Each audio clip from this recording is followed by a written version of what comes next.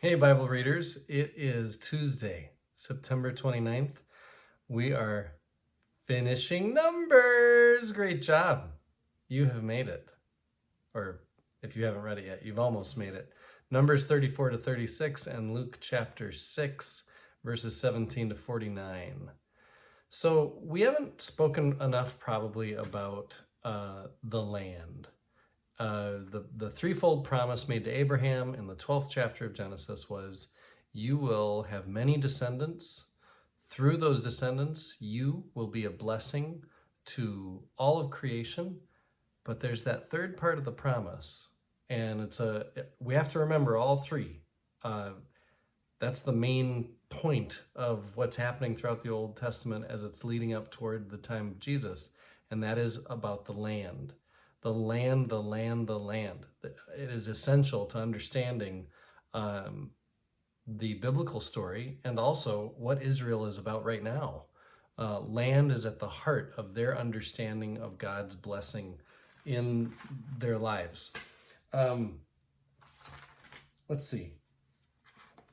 The kingdom of God does not exist solely in the human heart, nor is it limited to human relationships. It embraces the earth and all life within it. This isn't just about land to, we talked about this recently, own. It's not about land to own necessarily, or even steward. This is about God promising a good creation for humans to thrive in. The promise of descendants explores the importance of Israel's relationship with God, but the goal of salvation in the book of Numbers is the promise of land. The story does not end with the census of the second generation in Genesis in chapter 26. The second generation still requires land.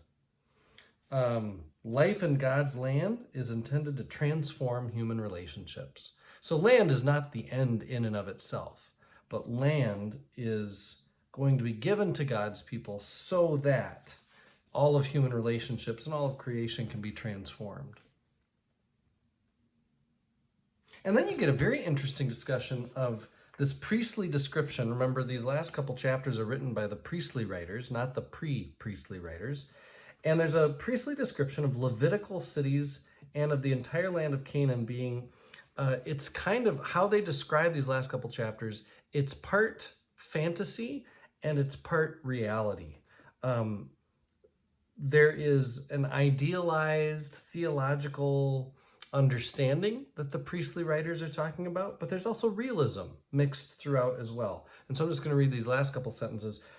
Utopian or fantasy imagery denotes that the story of Numbers is incomplete. In other words, the priestly writers are writing about something that hasn't quite happened yet, because there's more to come. There's more that could happen.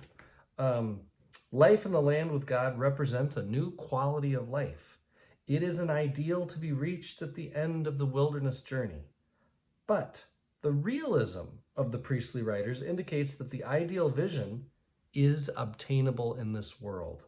Biblical writers offer the content of the book of Numbers as a manual for achieving life in the promised land.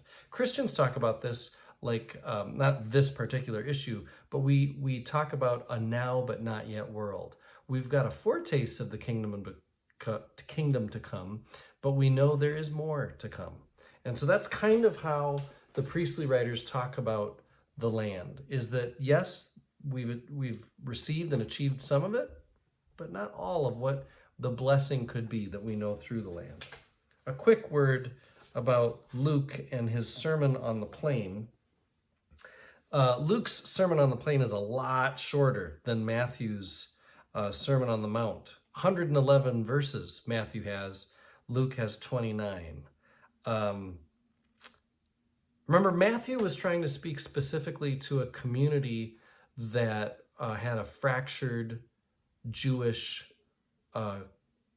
different Jewish communities within the community, you could say. Luke is not writing to that audience. Luke is writing to a Gentile audience, a Greek-speaking, Greek-writing audience. And so a lot of what Matthew wants to address through the Sermon on the Mount, Luke doesn't really need to go there. So that's an important distinction. the golden rule, do as you would want done, is not the ultimate norm here, but rather do as God would do.